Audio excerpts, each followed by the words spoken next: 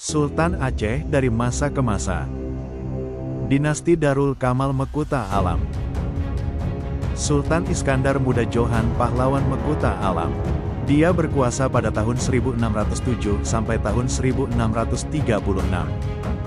Di bawah kekuasaannya, wilayah Kesultanan Aceh membentang luas dari Pahang dan Kedah di semenanjung Malaya hingga ke wilayah pesisir barat dan timur Sumatera. Ia juga dikenal karena kemenangan militer atas Johor, Pahang, dan beberapa wilayah lain, membangun armada laut kuat untuk menandingi Portugis dan musuh-musuh regional, serta melaksanakan reformasi hukum, termasuk Kanun Aceh, hukum negara yang menggabungkan hukum Islam dan adat. Momok Portugis yang hendak menguasai daerah-daerah semenanjung Melayu mendapat lawan sepadan usai Iskandar Muda naik tahta. Kontrol yang ketat, tegas dan berwibawa membuat kerajaan Aceh susah diganggu oleh kepentingan asing masa itu.